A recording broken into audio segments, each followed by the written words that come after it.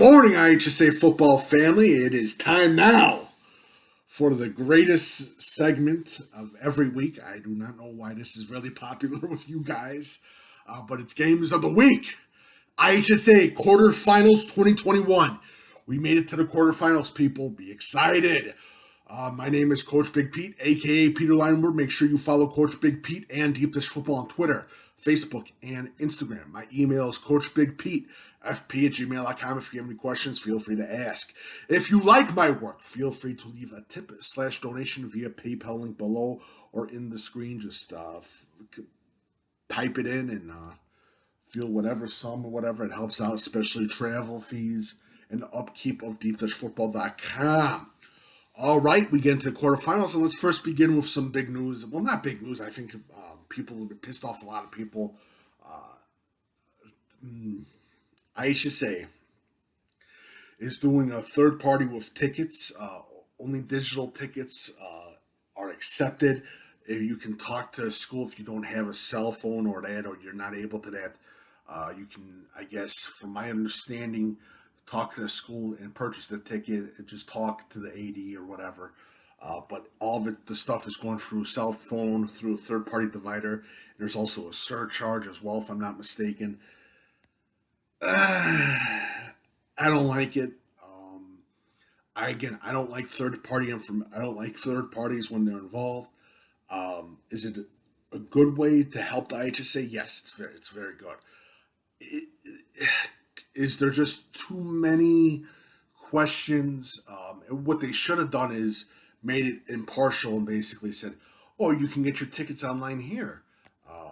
I think that would have worked, and then go more into it. Just not absolutely, this is it, blah, blah, blah. Or you can talk to your athletic director. I don't like it, especially if that third party gets hacked or that's just public information. Not good. And we'll see what happens. But I think it was too fast. I think the IHSA should have slowly, gradually gotten into it. But it is what it is. And it sucks for people that don't have cell phones. And yes, there are some people that do not have cell phones, people. Hate to tell that to you. But there are some people that don't have cell phones, and they're expecting to walk to the game and then to buy a ticket, but all they need is a cell phone and purchase and all that other stuff. And again, it's a pain in the butt. And again, I'm not a big fan, and I criticize the IHSA on that. I also criticize the IHSA on apologize, on any NFHS crap. I think it's an absolute. You're paying for a service, and you got ADs on Twitter going, well, you can't complain. Are you going to do it? That's great, but they're paying for a service to watch a football game, and literally all you got the people is using a little remote control, and there's some horrible shooting going on. If you're going to pay for a service, you might as well provide that service, and not just a remote control camera, no score, no nothing, just remote control camera. If you're going to pay for the service thing, if you're going to be a service, you're going to have to take complaints. You can't just get all pissy and moany about it. So please understand that. Quick reminder again, Deep Dish Football Live Thursday, 6 p.m. And then later that night, DuPage Run Shoot show with my co-host Patrick Codo as we talk DuPage County football. But wait, we're going to be talking a lot more elementary high school football because a lot of DuPage County teams got knocked off. And again, and I tell this to everyone, if I need to motivate your team to play football, that says a lot. And I love, Coach Big Pete didn't pick us. He got us on upset alert. We're angry. Yeah. And then you win. Yeah, we told you, Pete. Oh, okay. You told me. Congratulations, buddy. All right, team. Go, team. If your team is that triggered by that, watch out. That's all I got to say. All right, so let's get into the games of the week for the quarterfinals 2021. All right, so we get into Abingdon Avon taking on Colfax Ridgeview Lexington. I think Abingdon Avon, a very strong team. I think that first round game basically put them into a thing of, we got to take this serious now, guys. And I think it's going to go work even more into this Colfax Ridgeview Lexington game. I think it's going to be a great game in a 1A. But I think Abingdon Avon, I think they're a team of destiny that we need to be talking about more. Fulton at Lena Winslow. Fulton absolutely destroyed Marquette. I was completely shocked by this score. They take on a very tough Lena Winslow team that, guess what, completely destroyed Forston. This game, it's no doubt about it. Fulton's going in, and then it's the underdogs against a very tough Lena Winslow team. Good range attack on both ends, offense and defense. And again, I think the big thing for Fulton is on the Lena the Winslow defensive line again, getting that penetration, confuse that running attack, and making those big plays and getting those tackles for losses. Athens at Carrollton, another huge game. Athens passing attack, you gotta love it. Going against a very tough Carrollton team from the WIVC. Carrollton, I've had on and off, and I know they've only had one loss in the season. I think this is going to be another toss-up game, and I think, again, I see them as another. I see this as a team. This game that could be really, I think, going into the championship game. Whoever wins this game. Central A&M takes on Arcola. Central A&M beat Camp Point Central last week. Saw the game, and it was completely shocked. This Central A&M team that I saw from the summer at the Merrill Forsyth 7-on-7 team is not the same team. This Central A&M team looks great. Speed. Very, very fast. They swarm to the ball. Arcola. A lot of people made fun of Arcola. And after the I think it was the first two losses, they're not going to go anywhere. And even before the season, they're not going to do anything. They're just ranked because of their team's name. Absolute BS. Arcola deserves to be there. The Purple Raiders are a good team. All right, so we go into 2A. Going down.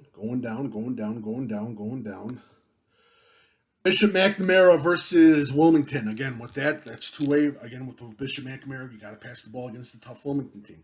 You want to win the game, you got to pass the ball against Wilmington. You want to win the game, you got to pass the ball against Wilmington. I coach against Wilmington, and it's always the same thing. If you want to beat Wilmington, you got to pass the ball. You have to use your speed against Wilmington. Yada, yada, yada. It's always the same thing. And it's going to be a good game. It'll be very interesting. Coach Yanni, he's hungry for a state title, and this is his last season with the Bishop Mac. So it'll be good. And Wilmington Jefferson has always got that team ready. Farmington at Tri-Valley. Again, Tri-Valley, they've looked great this whole season. And Farmington, again, multi-duo attack offense on pass and run. Very impressed with some of their highlights, and I catch one of Farmington's games last week. Very interested to see how this team does. But Farmington, the Farmington Farmers are definitely a team that has sparked my interest. Tri-Valley is always a great team. Breeze Matter Day at Decatur St. Teresa. Breeze Matter Day comes in as the underdog, no doubt about that. But again, I think this Matter Day thing, especially with their passing attack and underrated passing attack, is how do they counter-react with St. Teresa's speed? That's going to be another interesting point right there. Pana beats Merrill Forsyth when they take on Nashville. I really see Pana as a team of destiny, but I also see Nashville absolutely destroying dreams, and they've done that for this whole season. So definitely an interesting game in the 2A. And we get to 3A. All right, so 3A, we have Reed Custer taking on Bryan. Reed Custer very fast. And again, it's the same thing like Wilmington versus Bishop Mac. Use your speed. Do not play into Bryan's game. If you play into Bryan's game, you're going to lose. Reed Custer, use your speed. Spread out those wide receivers and attack the outside. Simple as that. Princeton at IC. Number 2, Princeton comes to IC, and you know what? I don't want to trigger anyone. IC is going to win by 100 points this game. They're going to win by 100 points. IC is the greatest team living. I'm drinking the IC Kool-Aid. They have a Hall of Fame offensive coordinator, a Hall of Fame quarterbacks coach. They're just unbelievable. IC wins by 100 points against Princeton. No doubt about that. I don't want to trigger anyone. Sorry about that. Princeton's a good team. I'm joking, by the way. Princeton's a very good team, and it's going to be tough. Princeton's not the team that they were 2 years ago. It'll be a tough one. It should be an interesting game, but the game is played at IC, so IC will be the favorite in that game, no doubt about that. So hopefully I didn't trigger anyone. That was a triggering warning. Williamsville at Toledo Unity. Williamsville Bullets looking, again, really good. Coach, hopefully I got that the right game. At Toledo Unity. Toledo Unity, again, rocking with that undefeated record. Williamsville, again, good offense. Ethan Hines and Jake Seaman, the quarterback, unbelievable. Good passing attack going against Toledo Unity. Again, solid lines by the Toledo Unity, offensive and defense. Should be a great matchup. Benton at Mount Carmel. Oh, this is a big game, people. Past 3A matchups, and I think we can get into the 4A matchup, but past 3A matchups, when we talk about the IHSA state final game with IC, they've had some teams where they've had to play that were a little bit from the Southern Illinois, Central Illinois regions that weren't that good. I'm telling you right now, from the Chicagoland area, keep an eye out for both these teams, Benton and Mount Carmel. They put up the points. Keegan Glover's having a historic career with the Benton Rangers. Mount Carmel Golden Aces, they can kill you in the ground and in the sky. This is a hell of a matchup. This is one of the best matchups in the state of Illinois this quarterfinals weekend. Benton at Mount Carmel, 2 p.m. Saturday. Let's go down. We go down to 4A. And we got 4A, Genoa Kingston, and Julia Catholic. What do you think I'm going to say? For me, Julia Catholic is just going to be too smothering in that game. They're just too much. Genoa Kingston, to me, with that big win over St. Francis, they proved a lot.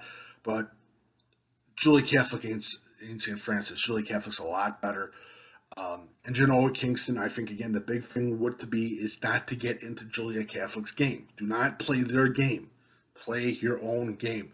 And with Genoa Kingston, again, it's going to be their defense. How many they can't give up that over that average of a 3.4 yard rushing average. They can't do that, or they're gonna get killed.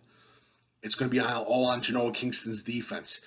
Richmond Burden at Chicago Phillips Saturday. A battle of two contrasting offenses and two contrasting defenses. Wow. And again, for Chicago Phillips, the key player in that is going to be Tyler Turner, the quarterback of Phillips, no doubt about that. And for Richmond Burden, it's going to be that secondary. That's going to be a huge battle between that passing offense and Phillips taking on that Richmond Burden secondary. Freeburg at Rochester. Freeburg comes in as heavy-duty underdogs taking on a tough Rochester team. But Freeburg has a quarterback. They have the passing attack to keep up with Rochester. The big thing will be, can Freeburg's defense get a few stops on Rochester's offense? Now we get into Breeze Central. Springfield Sacred Heart Griffin. Again, Breeze Central, they come in heavily as underdogs going against a tough Sacred Heart Griffin team. Good passing attack, good running attack, very good, a very strong defense as well, heavy athletic linebackers. For Breeze Central, the big thing, again, is do not, and I talk about this numerous times, don't play that team's game. Don't do it. You're going to lose that game.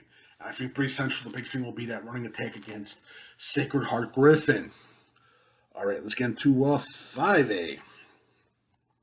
I'll talk more about this on Deep Dish Football Live, by the way, Thursday at 6 p.m. Chicago St. Patrick taking on Sycamore. Chicago St. Patrick Shamrocks are at Sycamore. This is a very tough game for both teams. This is a toss-up game, no doubt about that. The St. Patrick Shamrocks have had a great post-playoff season so far. I think, again, with St. Patrick is going to be that defense against Sycamore's offense. I think that's going to be a key matchup.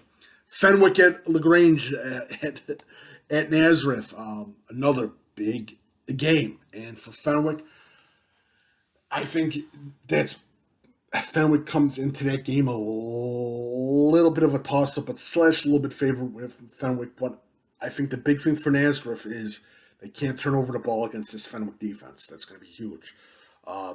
And how do you control a Pugh, a Reese, a Hunt, those wide receivers of Fenwick? How does Nazareth's secondary do that? And Nazareth's defense has been porous at some times this season. Marion at Kankakee. Big game for Marion. They come in as heavy underdogs at a very tough Kankakee team that's just been lining up everyone. Kankakee is looking really strong this year. Coach Hart's got that team rolling against a very tough Marion team. But again, the big thing for Marion is, and I always say this, can you capitalize off of Kankakee's mistakes? That's going to be huge in that game. Momahed Seymour takes on Morden, the Morden Porter, Seth Glantz. He's made me a believer. Morden has made me a believer. Momahed Seymour comes in. Coach Atkins got his Bulldogs all ready and all excited. Good passing attack taking on Morden. The big thing is, can they stop Seth Glantz at running back for Morden? And can they penetrate that offensive line of the Morden Potters? So it's going to be another interesting game as we get into Class 5A. And we get into 6A, Crystal Lake Central, Cary Grove. Old rivals meet again in the playoffs. Cary Grove comes in there heavily favored. And again with Crystal Lake Central, pass. And Cary Grove secondary is going to be a key battle. Prairie Ridge taking on Lake Forest, the battle of two teams that could go somewhere. And Lake Forest looks good, and the game is at Lake Forest again with Prairie Ridge. Both teams both have to stop the run game. That's the big thing. And take your shots down the field when they are available. East St. Louis at Lamont. East St. Louis comes in heavily, and I mean heavily favored for Lamont. The big thing for Lamont is don't get too discouraged. Run the ball and use your offensive line. You have a great offensive line. Use it. Run that ball inside. Run that ball outside. And when you have a clear shot downfield, take it. Their passing attack, the quarterback, I forgot the guy's name. He has to be smart with the ball against this tough East St. Louis team because any turnover can be turned to a pick six. They're that good. Crete-Monee beats St. Ignatius. Now they go to Washington. You got two fighting teams in Crete-Monee and Washington. I'm not talking about jousting. I'm talking two teams that don't give up and they fight. And they keep on fighting. And this is a hell of a game. And the big thing for Crete-Monee is going to be their defensive line taking on that Washington offensive line. And Crete-Monee, how do they respond against that Washington tough, hard-nosed defense? All right, we get into 7A. And 7A. Brother Rice taking on Mount Carmel. Yada, yada, yada. Toss up. Anybody can win this game. I don't see a clear favorite. Anything will happen at the game. Wheaton North at Willowbrook Friday. The only Friday game. Smart. You're taking on the winner of Mount Carmel or Brother Rice. I want that extra day of rest. I want to go see that game, Mount Carmel versus Brother Rice. Wheaton North and Willowbrook, both your coaching staffs, very smart. It's going to be a great game. Wheaton North, Willowbrook, again, another two fighting teams. They've been fighting for this whole season. And Wheaton North, again, solid on all of their offensive facets of the game. Willowbrook, the big thing will be, again, the passing attack and their defense. They cannot give up stupid plays. They just can't do it. Hanahu versus St. Rita at St. Rita. St. Rita is going to be favored in that game. Rockton Hanahu's got a great offensive line. I want to see more from that passing attack against that St. Rita secondary. Jacobs and Prospect. Big game for Jacobs.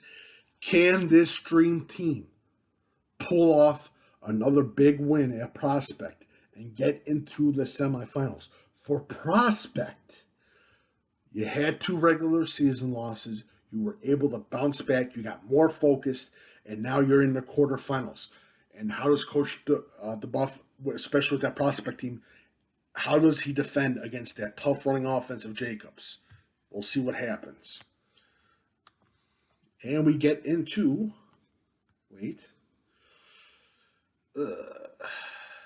8A. And for 8A, we have Lincoln Way East versus Loyola Academy. Loyola Academy is heavily favored in that game at Loyola Academy. For me, again, Lincoln Way East, the big thing is going to be they have to be stellar on defense. They have to stop. They have to put pressure on Sterney, the quarterback of Loyola Academy. They have to be safe with the ball and no mistakes. Has Lincoln Way East done that before? Yes, they've done that before this season numerous times. This is going to be a huge game for them. I know it's the quarterfinals. It's always a huge game, but against the tough Loyola Academy team. Lockport at Glenbar North. Again, 2 other fighting teams. And we talk about a Glenbar North team. They just keep coming back. You punch them in the face. You punch them in the gut. They keep coming back. They literally are the IHSA boogeymen of this season. They keep coming back. And I have all the faith now in this Glenbar North team. They beat Warren Township. For the Lockport team, good passing attack. Unbelievable passing attack. They had one of the best games against Glenbard West in round 2. This is going to be a great battle. And the question is, does Glenbar North, does their miracle story end at this game against Lockport? Or does Lockport, we're getting to the championship story, is it going to end either? This is a great game, another top game in the state of Illinois. Marist at Glenbrook South. Glenbrook South, defense absolutely dominated Hinsdale Central. And again, for Marist, Dontrell Jackson. For Glenbrook South, how do you stop Dontrell Jackson? That's going to be huge. Maine South at Neuqua Valley, Saturday, the big game. Maine South, again, the big thing, stop that offense. Maine South, if I'm them, I'm taking a little bit from the book of Naperville North as well. And again, I think it's going to be big. I forgot the quarterback's name again of Maine South. I think it's going to be a game on him as well. For Neuqua Valley, again, you can't make any mistakes. And play Neuqua Valley football. Simple as that. That's all you got to do. We'll talk more about this game on DuPage Run Shoot Thursday with my co-host Patrick the Brain Codo. Deep Dish Football Live Thursday at 6 p.m. Yes. Breakfast with Coach Big Pete Sunday at 9 a.m. Make sure you follow Coach Big Pete and Deep Dish Football on Twitter, Facebook, and Instagram. I'm also on Snapchat. My email is coachbigpete@fp@gmail.com. Recruits, make sure I have your information. Fill out the Deep Dish Football recruiting questionnaire. Doing class of 2025 right now, too. So make sure I have your information as well. And that is it. Let's have some fun. I'll see you guys on Deep Dish Football Live Thursday. Thank you guys so much, and have a lovely, lovely, lovely day.